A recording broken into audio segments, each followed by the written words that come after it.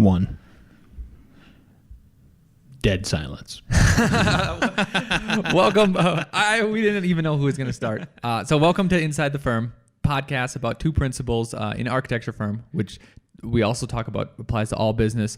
How you can grow, how architects can take more responsibility, grow their business. One of the big projects we're doing right now is a design build. So we're chronologically going through that and then going through just general office stuff. So, And who are you, guy who just talked? I'm Al Gore. And I am Lance Psycho. First, we have some shout outs. First, Mark LePage, Entree Architect Podcast. Go listen to him. He's great. Second shout out is to Young Architect Podcast. They gave us a review. I don't even know if you know this. I don't know this. So if you are listening to this and like this, please give us an honest review on iTunes. It helps a lot. You have to go to your iTunes on your computer. You just can't do it on your phone. iTunes or Stitcher or SoundCloud. Those are the three ways you could review us. Actually, even Facebook. You go to our Facebook page, review us there. Follow us on Twitter. Yep, exactly. I wish they'd make reviewing on your phone. I don't know why, but go to your. You actually have to go to iTunes. On your computer? On your computer. What a pain in the apple. Yep. So Young Architect is another podcast, bunch of different resources. Go check them out. He said he just listened to, this was his review, to the first 5 episodes while walking his dog and loved it. Thanks for taking the time to create this podcast. It's very valuable research for future young architects. That's a subtle plug right there. I like how he did that. Nice. And other design professionals to learn from your experience. Great job, guys. Keep it up. So please do that. Thanks. Welcome to the podcast. And Lance, I got to go. You talked about how one of your friends, Corey, used one of our advice, but he's not an architect. What was that about? Exactly. And Alex mentioned earlier, so I'm going to try to pull it up quickly. The message that he sent me was actually a personal message because he's a personal longtime friend. So he sent me a message the other day on Facebook, and he's not an architect, but he still listens to us because he likes us as people, and maybe our voices aren't too terrible to listen to. But what he's had to say was, he said, Lance, I'm learning from your podcast.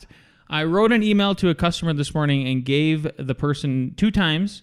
I'd be around at the clinic and seeing if we could meet based on my agenda. And she responded by asking tomorrow if that would work with me. So one of the things I don't know what episode it was. I think episode 2 or 3, Alex and I said, every time we go out of town, we don't always do this, but we try to let people know who we want to meet that will be in town. And just on a off chance that we'd be able to meet with them.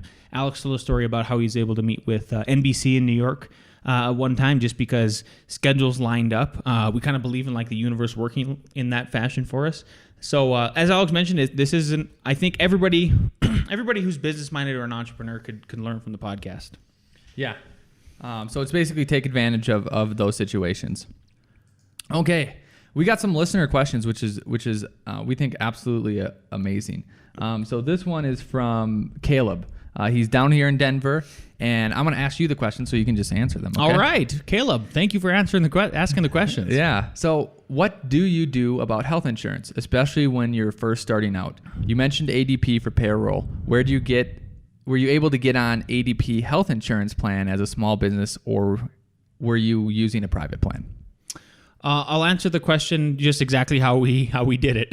So when Alex and I first went off on our own and started this firm, we basically paid for catastrophic out of the box, just catastrophic plans that were just straight from.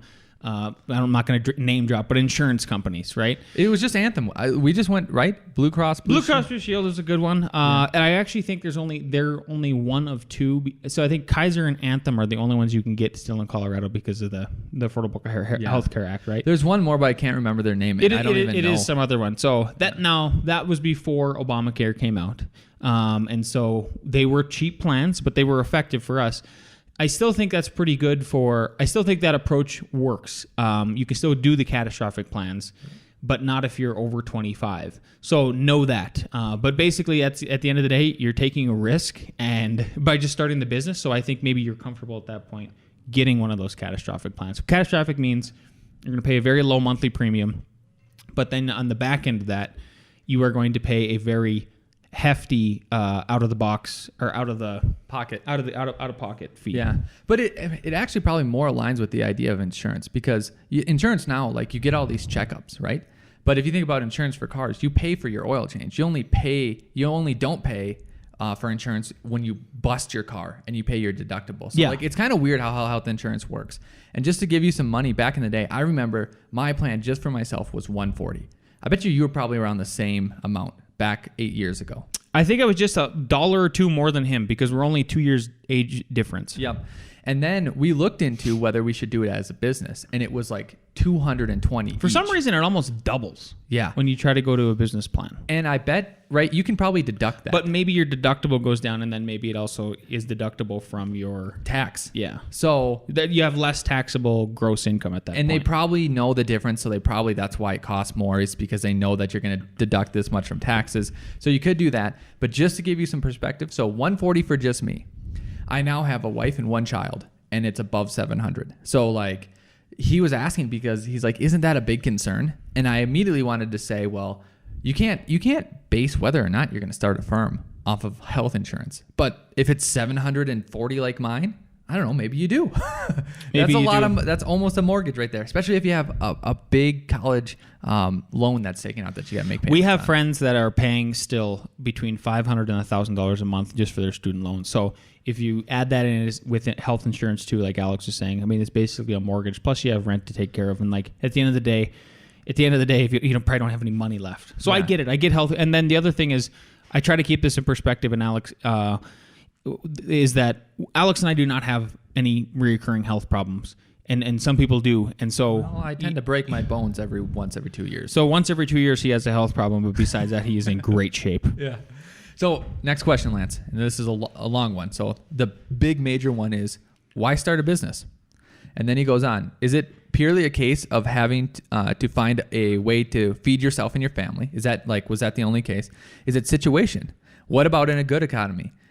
Is a desire and urge still there even if you're having your basic needs met or exceeded? So let's say you're making $75K, at a regular firm.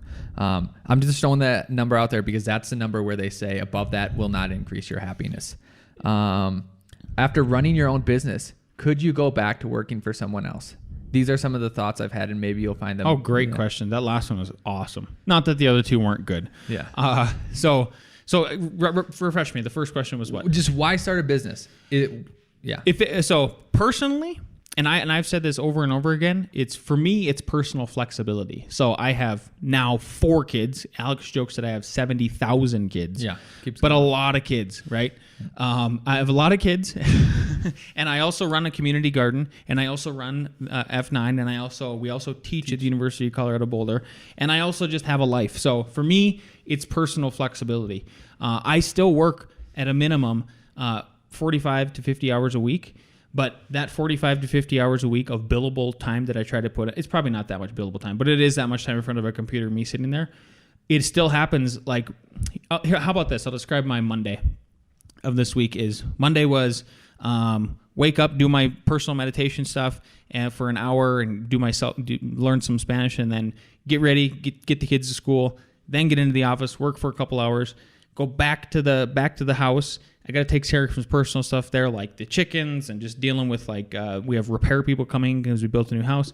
Back to the office, pick up the kids after about 2 hours of work there, back to the home office, then make supper, finish supper, go back to my home office. So if I didn't have that personal flexibility for myself as a guy who has a big family and other big priorities to do, I wouldn't feel fulfilled. So for me, it's flexibility. And I think the same thing, actually, I even would speak for Alex here, is now that he has a baby, he totally needs that kind of flexibility because he goes home and he and his wife do a great job. Shout out Annie.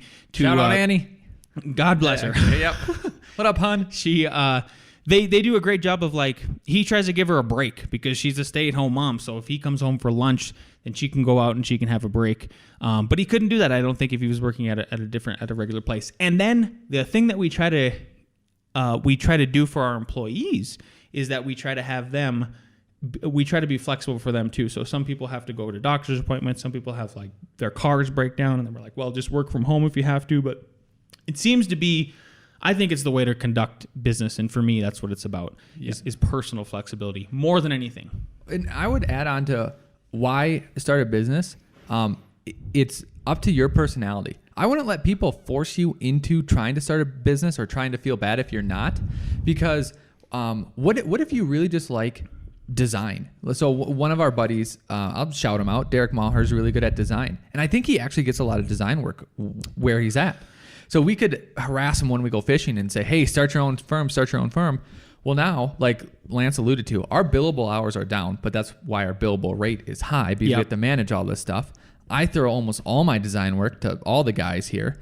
I think you throw a lot of it too. Not that I don't. One, I'm awesome at design, just amazing. Seriously, he's just supposedly the best. Yeah. But there's just so many different things thrown at us. And another thing that so what he's getting at is if our friend Derek, who is very good at design and loves to do that part, if he had to start his own business, well, guess what he'd have to be doing? He'd have to be go out there meeting the clients, going to and coordinating with engineering. So like he's found his own niche within like his own work. So maybe starting a business for him is not the way to go. Plus, some people don't like the risk. I know for a fact Derek is he thinks like very deeply and methodically about what he's doing. He's not as stupid as Alex and I have to just jump in and do stuff. Exactly. So, and we're just making up, we know our friend Derek, but we're just making up this profile. So let's just pretend that Derek likes where he's at, he likes to fish, and he's having a kid. Why throw all that stress of having a business? Like, why throw all that craziness? It's not for everybody. And if you're having a good, if you're getting a decent living, that's totally fine. But on the other hand, like what I really love, like about having a business, and I don't know if I could have thought about this when we were just starting, because when we were just starting, it was just the recession, right? And I don't know if I could go back to working for someone because I really don't like doing what people tell me to do. You're jumping ahead. Okay, I won't go. But I will remind you of that because I wanted to talk about that too. Second part of the question. But going back to me personally, like I don't know if we could have foresaw like working at the school. Like working at CU is so fulfilling. We just had it was before our midterms. We came and everyone's doing their ideas for their bridge or their house that they're designing, all these engineering students. We teach two classes. One is a pure Revit course and another one is sort of a studio for us. It's a studio for engineering students, for freshman engineering students. And these kids are amazing. Like, I think we really help them out because, again, what this podcast is about and what we always try to do is like give everything out. If you have a question, we'll answer it. If we have a resource, we'll give it. So just like in school, we take all of our firm resources and we give them to these kids. And they produce amazing renderings, amazing designs. ENVD, which is actually architecture, like comes over and like, man, are these third year, fourth years? I'd love to have them in my class. And we're like, no, these are freshmen. These are freshmen engineering students, not architecture students. That when we tell them this is your design course, they come up and they're like, I don't know how to be creative or design. I feel like I shouldn't be in this course. We say, don't worry about it. We're going to teach you everything. Oh yeah, they're petrified. Yeah, so like doing that is super cool. Doing this development that we're doing is really cool. But man, it's also crazy too because we just got a decent bonus at the end of the year, and it's like, oh, finally we made our money because we don't inflate our salaries because we want to be nimble and flexible. So matter of fact, we actually inflated them, and then now we deflated them back to where they should be. Again. So here's your big bonus, and it's like, okay, now let's put all of that money back, give it back to taxes, and then for this bigger development, which hopefully will make us more money, right? But like, it's semi a crazy roller coaster. So do you want to be on a roller coaster or not? I guess it's that. And then if you do, don't overthink it and just jump in. And some people also the last caveat I'll add to that one question is, Alex touched on this, is what is your personality? For me, I feel I get more stressed out by not being able to be in control. And so I need control. And even that said, I'm still not in control at the firm, but I'm in control of what my daily activities generally are. Yeah. So it's paramount. Yeah. So if you feel like you want to, I would not overthink it because overthinking it, you might plan out, I don't know. This is just for me personally, because I don't think you know where it's going to take you. Because I don't think, even if I wanted to, when we started 7 years ago, Lance, we're going to work at the college, we're going to do design build. Just say all this. Just say all that stuff. And then what? You're going to be disappointed the first 4 years when that doesn't happen? Then you hear on other podcasts, like Mark LePage's podcast, which is a good one. There was this firm, this guy and girl, I think they're husband and wife, where they just want to do niche remodels, and their dad bought 2 places and they got to redo it, so redesign and build it. So it all worked out, and maybe you can do that, and that would be great. but maybe that's not you. And then maybe sometimes people like us, like Lance and I, we have all this huge body of work or stuff, and then we package it into something nice, neat, and sleek. And that's what all these business coaches do. They just tear out all the BS and be like, here's going to be a foolproof plan. Here you go. And I just don't think it works like that as much as people think. So for me, it's a control thing. Yeah. For you, do you think any of it? It's a freedom thing. Right, but do you think any of it has to do with you being like the other day you said I'm a rebel, like you think that you're you don't like rules, right? I don't like rules. So do you think any of that plays into it? Even though we still have to follow the rules, with building codes and cities and all that. Yeah, stuff? but I get to argue with them more, and now I get to come from a position of power more. Okay. Now I think because now it's like you don't say this, but you have the confidence. I'm coming as the principal of this firm. Yeah, I'm coming as an intern trying to get you to I see say what you my mean. idea. Yeah. You have a bigger voice. Okay. Yeah. I just don't like listening to people. That's probably Shout out Annie. shout out Annie. Okay. What was the second question? What was the second part of the question? And his name is Chase. Is that right? Chance? No. I got it. It's Caleb. Caleb. I'm sorry. Caleb. I'm sorry, Caleb. And then I forgot his last name, but You don't have to do that. Yep. Here's it is. What about in a good economy? Is the desire and urge still there? And then would you go back to working? Would you go back to working for someone else? I'm guessing the reason why Caleb asked that question is, would you still start a firm in the good economy? So we started ours in the worst economy ever. It was the bottom of the Great Recession, and push came to shove, is what I like to say over and over again, and that's why because we had to eat. So that's why we started the firm. So would I still start it in a good economy? Absolutely. Well, and the obvious reason is because it's much easier to get work then. However, I think the lesson to be learned or to keep in mind is, let's say somebody is listening to this right now and they are in Colorado, just like Caleb is, and he wants to go off and start his own firm. And it could be any business actually, it doesn't matter. If you're starting your business at the height of an economy, how are you going to be prepared? How can you help yourself be prepared for when it's a bad economy and you still survive? Because it's always in the back of Alex and our heads, our minds. When is it going to crash? When is it going to fall? How are we going to survive? No matter what, if this is the long game, how do you do that? So that's kind of my feedback for, would you start it? I don't think it matters what kind of economy. I think you can start a business in any kind of economy. I think there's going to be different lessons to be learned, and it's going to be easier or harder in all of those. But just know that for me, if I started a new one in the boom, how do I know when the bottom is there? Yeah, and be prepared that you can't operate the same in a boom as the bottom. Because maybe you start out and your fees are, just throwing out a number, $100 an hour. Yeah. But you have a fancy office. You spend all kinds of money on marketing and stuff like that, and you're able to command a ton of fees, like in big contracts.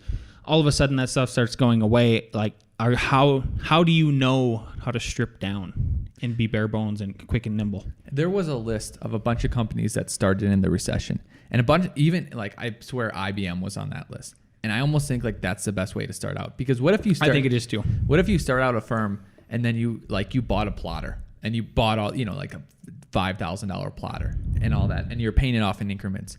Well, what? If it busts, you're not going to sell that plotter for anything. Nobody's going to buy it because nobody's got any money. So maybe when you start from the bottom, you only buy the plotter when you can pay for it in cash, and then you don't worry about it. So anybody who is thinking of starting a business anytime soon in a boom economy, first book I would read is The Lean Startup, because that has a ton of excellent ideas about starting very lean, and then just try to keep that mindset all the way through your business. It can't hurt to run a clean machine. Yep. So Caleb goes on and he goes, insurance is a big consideration and a big cost. We'll just touch on this briefly. General liability is not that much. Do you know how much ours is? Right now, ours is only about $1,000 a year, and that's because we mainly do single family. Yep. However, we have looked into and are currently doing condos. So if you have to have insurance for that, you have to have it for 7 or 8 years, and I think it's $70,000 for that 7-year period. For that 7-year period, it's $70,000. So basically $10,000 a year. So our insurance, if we get this big condo project, which we want, will inflate by 1,000%. Yep. So it is a big consideration only if you're doing big projects. So this leads to his last questions. Also wondering about experience. So this goes about like what projects you go after when you start your firm. Whether getting more experience at a bigger firm on bigger projects is worth it in the long run, and whether working for too long solo, would it make it difficult to get a good job down the road? So he's semi-solo right now. So like he's wondering like if I stay solo, then can I go work for SOM? You know? So two part. The first part of the question, I think it could hurt you if you were at a very big firm for a very long time and then you go solo, because unless when you go solo you're like Julie Snow and you steal a big corporate client, then the world is your oyster. But let's say you're at a big firm like SOM and you go solo all the way down to one person. Chances are you're probably going to be doing light commercial and maybe heavier residential, so like multifamily stuff, right?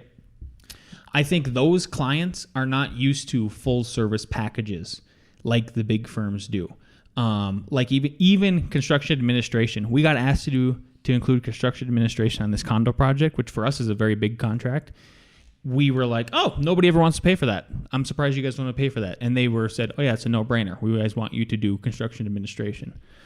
So that could hurt you. Like you might have trouble being lean and mean solo if you come from a firm with a lot of cushion, big fees. You're used to pushing a lot of paper around, a lot of bureaucracy, and all of a sudden you're not dealing with that bureaucracy.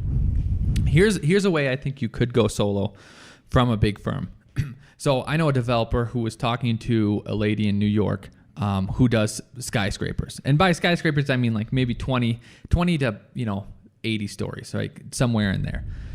And she basically was selling this guy and said, I've already done 3 of them, where the head lady. So if it could be skyscrapers, it could be schools, it could be whatever. And you would have to develop relationships, however you do it, with developers and be like, oh, why can't I just pull this lady out of that big firm and then her do a skyscraper for me or a tall building, right? But if you were that lady or that guy, I would want a couple on the hook, right? A couple developers on the hook. Yep. So once you're done with the job, what do you got? Yep. So like one that signed the contract, then you leave, but 2 that are like pretty close because it could take a year for you to sign those contracts. So know your niche and know like, how are you going to sell yourself? Because if you go to a big firm and you do some of this and some of this and some of that, is that appealing or not appealing? Then, oh, I do churches and I'm awesome at churches.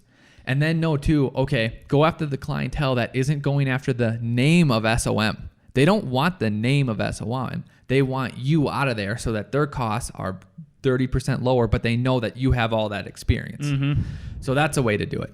I would come at it from an employee. So we had a gentleman interview, and now he's doing he's working as an independent contractor for us on a trial period.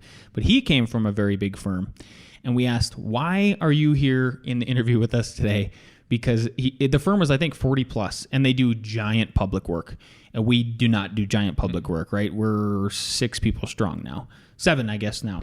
Yep. So his answer was very simple. He just said, I just felt like a cog in the machine, and I wasn't able to push a project through from the beginning to end and understand the whole gamut of everything. He's like, I was just like a red line monkey. And he's like, and so he said, I want to do residential so that I can understand a project from the beginning to the end. So I don't know. It's a learning curve both ways. I think it's a learning curve both ways. So wasn't the second part of the question if you move into a big firm? If you're too long solo, will it make it difficult? I don't think so at all. I think those people. So Christopher Hare Studio HT. They after they split up. Very very cool firm, and I worked for them. Very nice guys too. Worked for them right when I got here. When they broke up, then and the firm disintegrated, he went and worked for a big firm in Denver, I think HDR, and they were salivating at the idea of having him, and as a solo act coming into a big firm and instantly jumping into being a project designer architect, like kind of in charge of huge buildings. because they just assume you know what the heck you're doing at that point. You've proven yourself as a sole practitioner. You should know every part of the business, every part of the design scheme, all the codes, everything. I mean, I don't think it would hurt you whatsoever. Yeah. I guarantee Alex and I could go get a job at a big firm, and we could our maybe, base salary would be higher than here for sure. Our base salary would be higher than here. We'd have insurance, better insurance probably, and all that kind of stuff. And I think we can actually leapfrog people that are a little bit more qualified, a little bit older than us, because I think we might look more qualified because we've run the firm for so long. Literally ran 24 townhomes through the whole gamut and did everything. Yeah. Like a project, and they'd be like, well, if you can do it for that, what's the difference between 24 and 100 unit? We have a 100 unit. We're going to get a whole bunch of money. We're only going to pay you, that much. And honestly, if you're doing just townhomes, 24 units, 100 units, it's not 4 times as hard. It's really not. It's 1.5 times as hard, and you can make that, stretch. Yeah. So yeah, those were our user questions. Well, no, there wasn't the last one. So the last one was this, I think. I was. I got one more. Oh, okay. Well, go ahead then. You first. No. You said what you think it is, because I thought I think it's, could I go work for anybody else? No. Oh, could you? Yeah. So the question to us was, and now that you've worked for yourselves for so long, could you go work for somebody else? Alex and I have this conversation, I think maybe once a quarter, driving around, and I ask him, like, God, can you imagine trying to go work for somebody else? And oftentimes it's because we have met with, say it's a builder who has like a design team, or maybe even it's another firm or a small firm or something like that who wants us to come help them. And we love all of our business partners and everything, but we think we run a very well-oiled machine at F9. And we think we're organized, and we think we have a nice system, and everybody is on the same page. And especially our modeling skills with Revit. We see what everybody else is doing, and we think, what a crap show. What a crap show. Can you imagine having to deal with that kind of bureaucratic crap show in some other big scenario firm or something like that? So, and then again, the personal flexibility. If I just couldn't have it. If I couldn't have it, I don't know. It means it's pretty valuable to me. Yep. I agree 100%, but but then who knows? Let's say the whole economy in Colorado tanks, right? And then one of my old firms that I know back in wherever, Rochester, New York, whatever, is like, hey, come work for, whatever. Let's just say 75 because that's the number. Then maybe you'll see us at another firm. Yeah. You know what I mean? So, generally, absolutely yes. But, if people are starving and babies need to be fed and Annie needs her money, then Annie needs her money. But you know what? Even if we did go work for them, I can just see Alex and I having a conversation personally after work one day and just complaining that we don't have control, and like, I don't know, I hate how they do this. I hate how they do this way. Here's how we do it, and then we go, yeah, that's what we do. That's what we do. Yeah, and we just agree. Maybe that's what you guys are doing. Who? Our employees? No. Well, probably them too, but everyone listening too. So, know what? How about this? This is what I do in those situations, and this would Lance would say to me, or I'd say to him, well, then why don't you just do it there and don't ask permission, and just do it. Yeah. And know what? Which is sometimes really good. Just doing it, not asking permission. Doing it and asking permission later, something like that. So there's a difference, and here's the difference with these. I know townhomes, right? My first couple ones, I did not know. You think of townhome, you look up townhome in the dictionary. My face. Al Gore. Al Gore's put them is right there. Right there. So with these new ones that we're doing for our developments, I'm very confident in like what we're doing, how we're going to do it, any decisions we need to make. Good to go. Obviously, bouncing off ideas. So if you are very specialized in something and at a different firm and think that they're doing it wrong, and you know more about that than probably everyone else at their firm, and then you do something, they ask, why did you do that? And if you convince them that it was better, it saved money, and it was quicker, your boss is probably like, oh, well, cool. Well, okay, keep doing it. Good job. So I have to imagine that those people, like principals at a big firm of maybe 40 or 50 people or bigger, they're thinking the same thing that Alex and I think, and a lot of the times it's, we'll hand work to our guys, and it's just, we just want it to be done professionally and done well.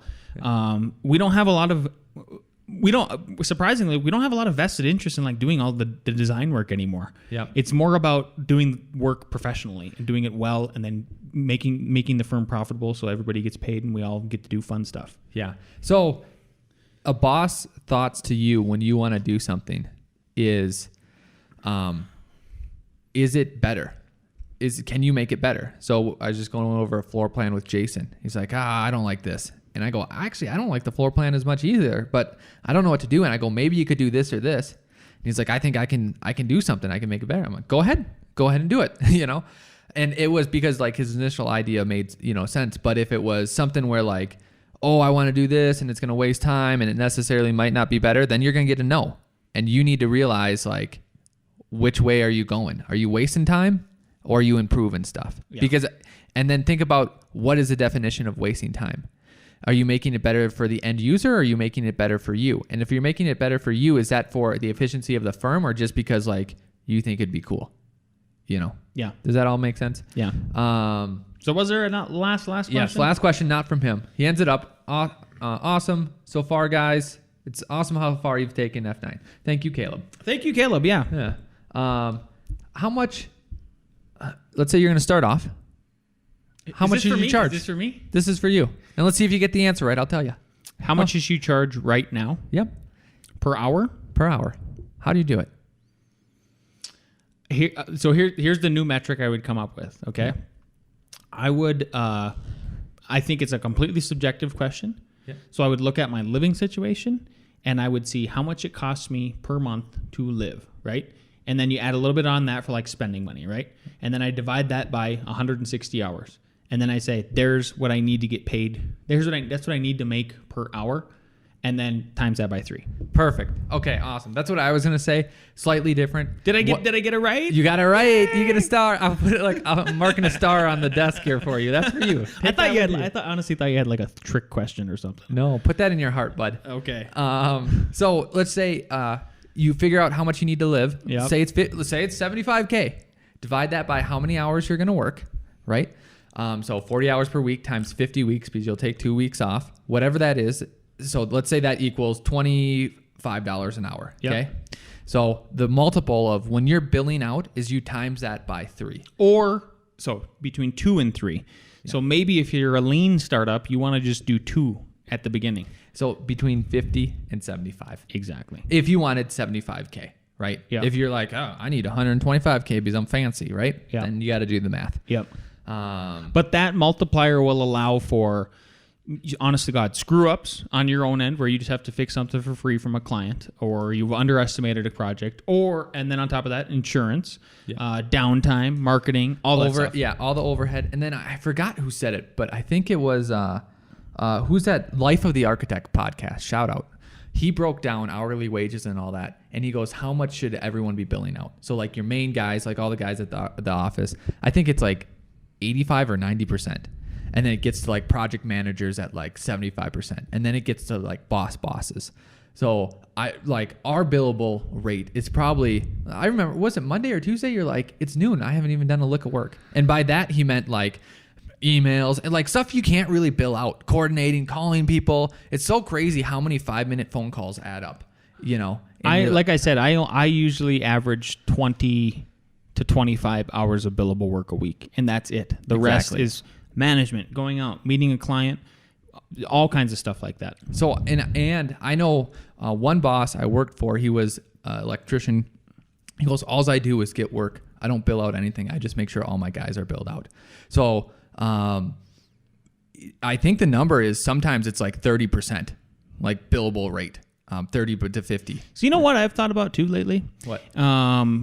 This was one of our oldest employee ever, meaning that he's worked with us the longest, is leaving, and we're actually going to go have beers at 5 and send him off to his new job. But he asked us during his exit interview last week. He said, "How do you guys think I should negotiate salaries? Like what? How do I know what I'm worth?" And so one thing that I've been thinking, I got to cut in because I was going to go on this long rant on how it's subjective and you got to apply this. And Len's like, no, it's easy. It's $18 an hour. Actually, Alex goes, well, there's no real science behind it. Yeah, I said that, but I wasn't thinking that way. So what we're going to get into, and I think what you're getting into too, is like you got to get in the mind, like who you're asking money, what is their perspective? What is their perspective? That is exactly what I'm getting into. And that's what I was getting at before I was mercilessly shot down. Oh yeah, I crushed him with the math. Anyway, so what I've been looking at is because Alex and I recognize that basically at best we're only half billable, even though we bill at a higher rate generally. It's so important to us to have our guys bill who are more are doing more of the drafting and the design work 90% of the time, to have them 90% billable, because they are crucial to making up for the part where we're not billable in order to make the firm work. It's like this symbiotic relationship. So you know what I mean? It's like the mother and the baby in the womb. 100%. That's what it's like. So know that you are valuable, even if you are just a designer or like a junior architect at a firm. But know that if you left tomorrow, you might really make it difficult on that firm to grow or like make up for when you left and it could hurt the books really quickly. So you're valuable because of that. You're not invaluable because you're getting paid less. In a lot of ways, you're equally as valuable. Yep. So, but here's the subjective part, and it goes to your skills, because the real true nuts and bolts answer is, okay, what is your billable, like, what do I pay you? Let's say $18 an hour. What can I bill you out at? 65, 70. If you want to ask for a raise, it's one, can you increase that ratio? Like if I pay you $22 an hour, are you going to are you more efficient? More quick. Are you quicker? Yep. Or would it if you left, would it take me longer to get a person like you to do the same job? So is it just worth it for me to pay you 20 instead of 18? And one way to do that would be literally maybe you start keeping track. Everybody's got a timer at work, and if they don't, you better have a timer. Yeah. I mean a digital timer that keeps track of down to the second, especially if somebody who's starting out. Start a timer. It's crazy to me that you would write it down on paper and then lose it. So keep track of your tasks. Let's say you're working in a firm and all you guys do are spec houses for builders, right? You could keep track and compare each single project. So by the time you're on your third project, you could show the boss, hey, it took me 60 hours in the first one, 40 hours in the second one, 20 hours on the third one. So I know the firm is making money. So why isn't my pay increasing as a result? Yep. And then going back to skills, I feel like we do a good job where we match people to what their skills are.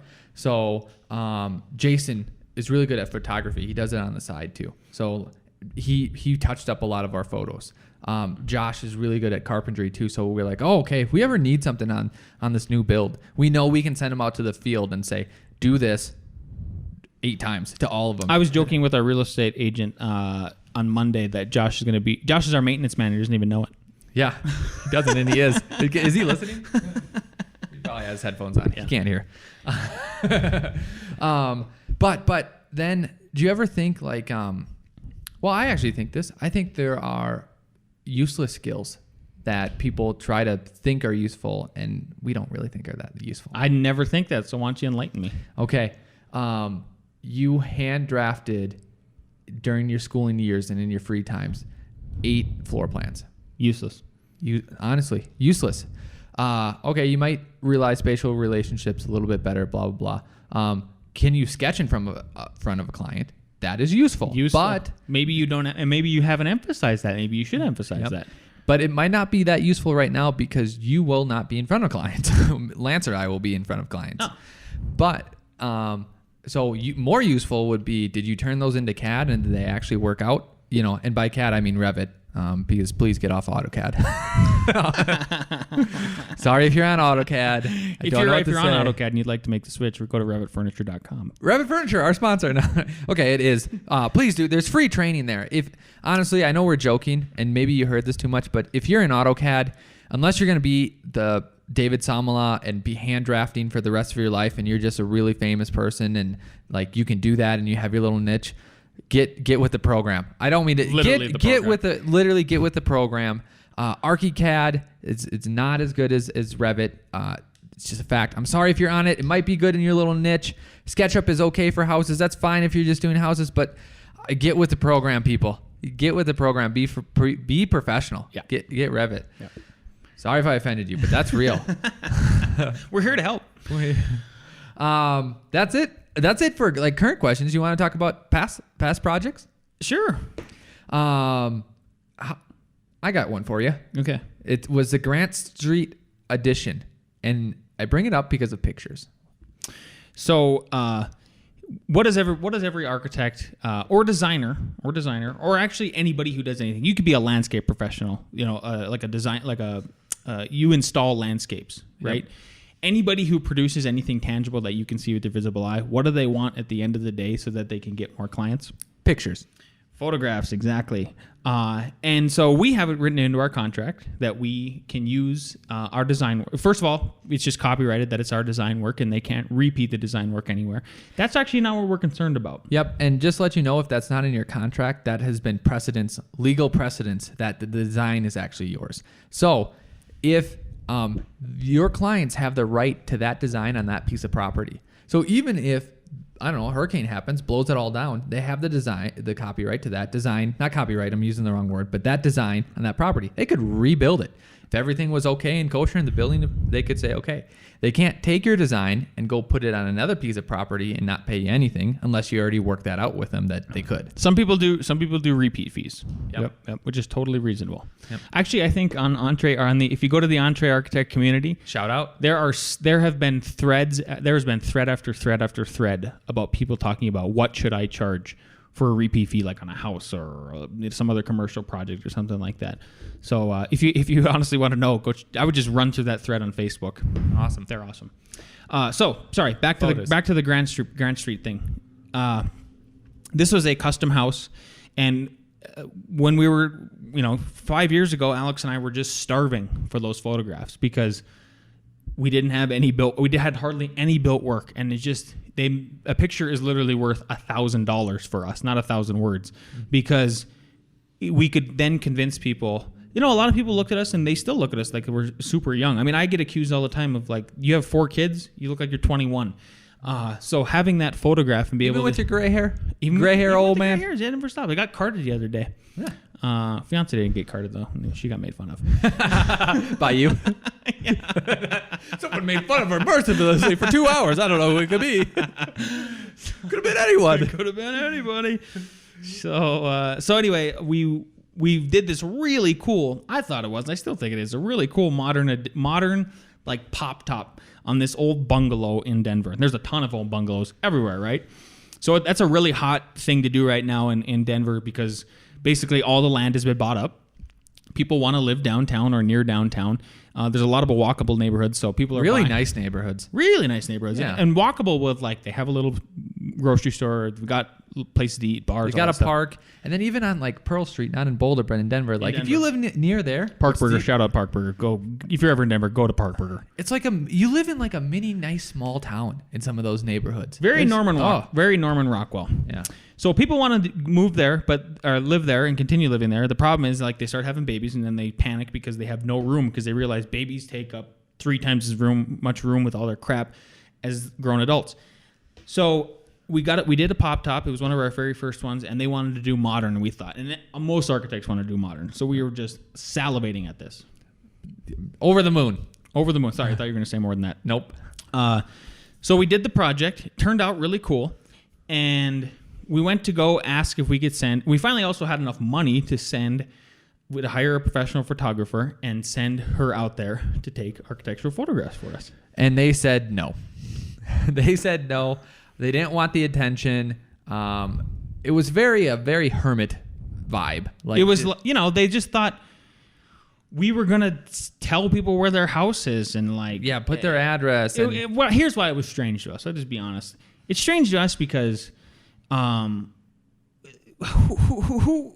you have a cool house, but like, what do you think? You're gonna have paparazzi on you? That's where it came. Honestly, that was the thing. Like, do you think this is gonna make you famous, or even if? So honestly, we've been in a lot of major magazines. We've been on TV multiple times. We're still on TV every 2 weeks. Check it out. No one recognizes us in our hometown.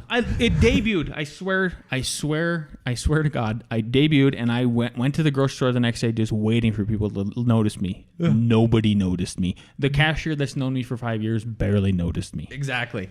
My kids, you know what? My mom was at my house actually like 3 weeks ago, and she goes, "Wouldn't it be great if I just always dreamed about being like a movie star's personal assistant?" And I ran into the room and I go, "I'm on television. You can be my assistant. How much money do you need?" Yeah. Nobody notices. Nobody notices.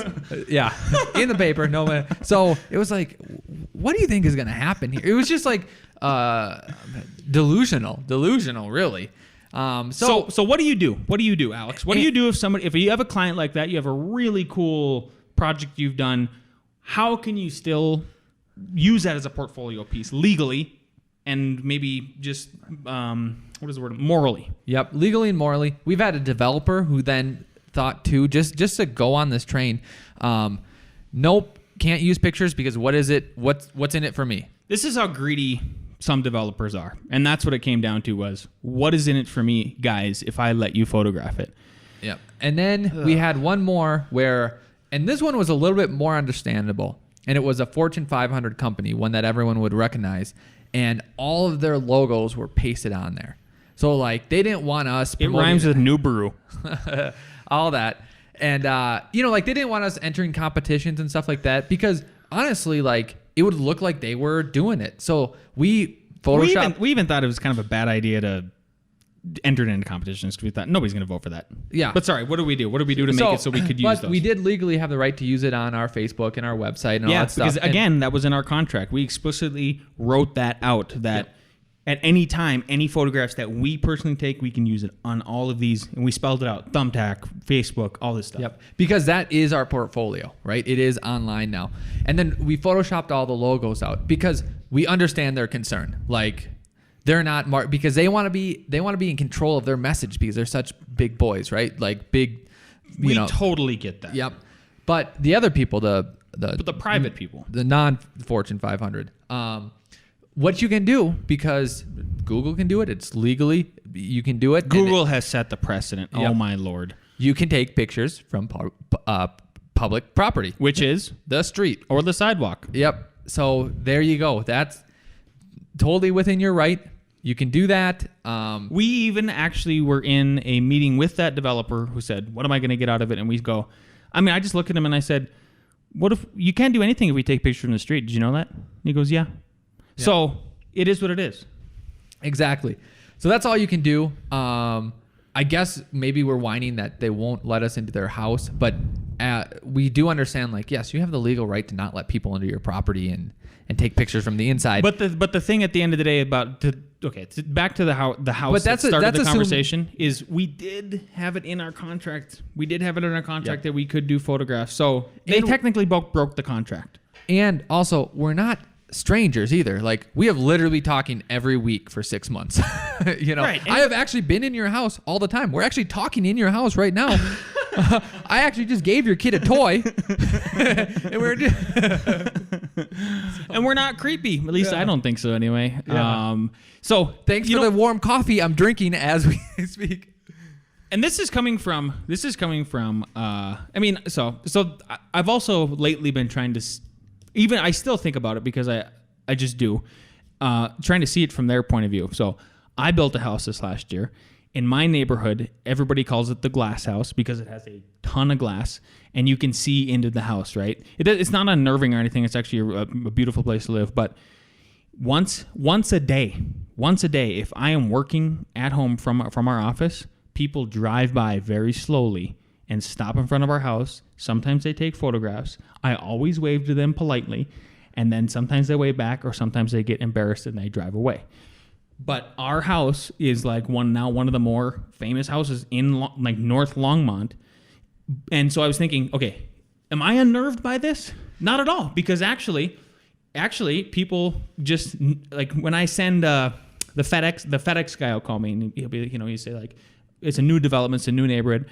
And then he doesn't know. I go, don't even worry about GPS. Right when you get past the highway, look to your left. There's a house that doesn't look like any of the other houses, and it's all made out of glass. They find it easily. Yep.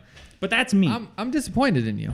You wave at them? You don't stretch awkwardly at them and look them straight in the eyes? Well, I look at them awkwardly straight in the eyes, but I wave creepily. I would do stretches. You have to do stretches and bends and just like, because they're thinking, are you getting ready for something? Are you going to chase me? This looks weird. Something? That's what I would do, but that's why we're different people, I guess. But my point is, if you build, and I'm quote unquote rock star house or like a modern cool house, right?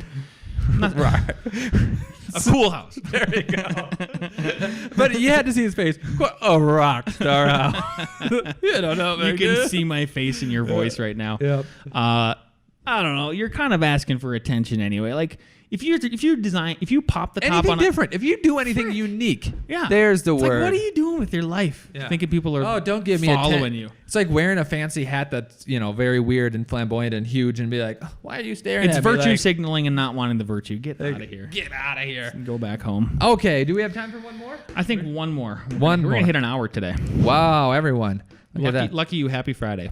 Lucky all of you. Happy Friday. Happy St. Patrick's Day. Speaking of St. Patrick's Day, 4 clover leaves, multiple streams of income, multiple niches.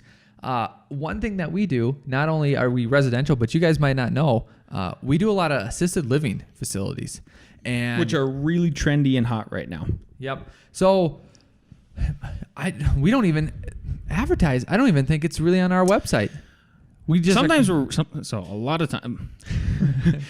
rock star. We were going to interview today earlier with Mark LePage, and he goes, "You guys are great. You guys are so good at getting published. Like, I would like you guys to speak about, or put something together about getting published." So it seems like some people think we're really good about getting our name out there, but admittedly, we're terrible also about getting our name out there. So we don't advertise for these group homes that we do, but we do a ton of them. Yep. And what's great about that is we just had we were late to that meeting to Mark, sorry, because a guy wants to do it, and he came and he was asking us all these questions, and honestly, a lot of people are nervous or afraid only because it's stuff that they don't know, that they don't have a handle on it. Like, that's why you're nervous or afraid of it. Of doing these group homes? No, of doing anything. Anything in general. You know what I mean? Just think about doing a new sport, doing whatever, starting a new firm. But it was just great because we know so much about it. Just every one of his questions, just knock it out of the park. Knock it out of the park. And Alex isn't even... I've been the project manager in all of them, but even Alex just knew as well a lot of stuff about him. Yeah.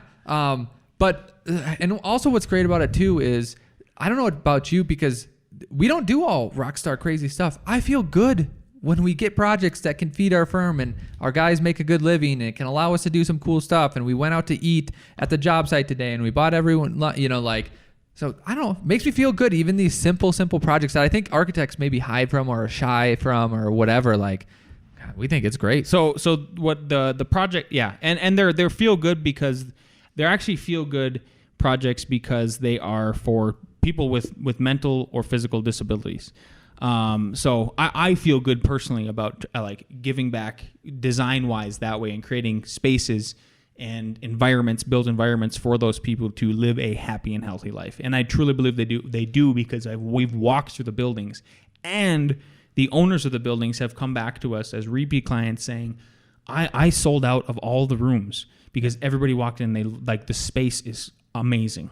And and not huge budgets either. Yep, it isn't huge, glass, modern craziness. It's very typical materials, nicely done. And then we think about movement, like a principle of these buildings are movement. So there's an internal circulation track where they can walk around and just talk, and then there's always an external circulation track. So even that small thing of just always having that, I think makes a big difference in quality of life. And I don't know, we feel good about it. It's excellent repeat work. So what we're getting at is, we've said this before, is even though on our website you go look at it and we look like we do just only cool modern stuff, right? That's not the case. Those houses are rock star stuff. Quote unquote rock star stuff. We do those. We do that kind of stuff. Or even the Nubaru build.